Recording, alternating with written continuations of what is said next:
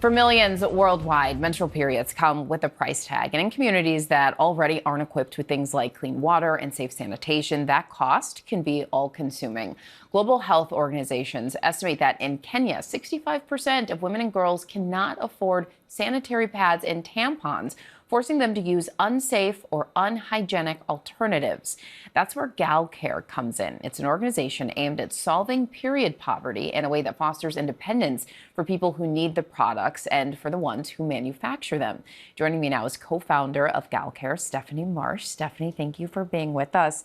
Tell me about how this all got started and the impact so far. Well, I wish I could take credit for it. It started by a group of 10 women in Kenya we call our change makers.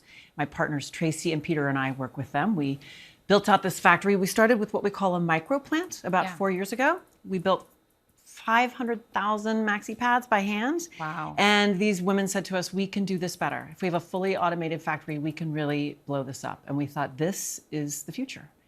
That is just incredible. So you call Galcare a social enterprise, not a charity. Can you explain the difference and why it's important to your mission? That's a really important distinction because Galcare is meant to be sustainable and replicable. It's a business. So on this side, it's a 501(c), but on the Kenyan side, it's a for-profit business. Oh. And the plan is in 3 years to hand over the keys, and these fine women will own and operate the factory as shareholders. Wow. And they will run the accounting, and they will run the distribution, and they will run the marketing, and it's theirs to own and operate and help their communities. That is incredible. So it's really just helping them get started, get to a point, and then hand it off to them. That's right. They don't need handouts. They need investment.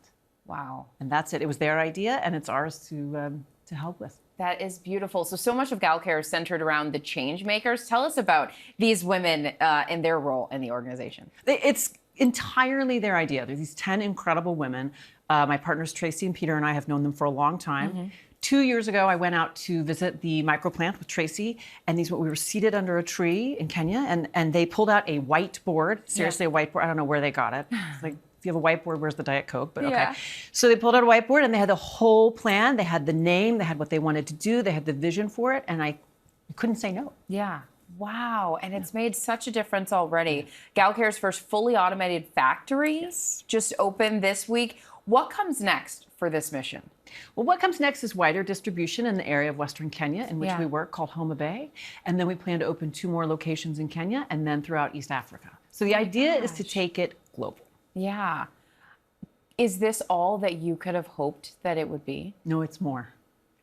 You know, times are a little difficult around the world right now. But in such times, this works, and this is good news. And it is so wonderful to be a part of.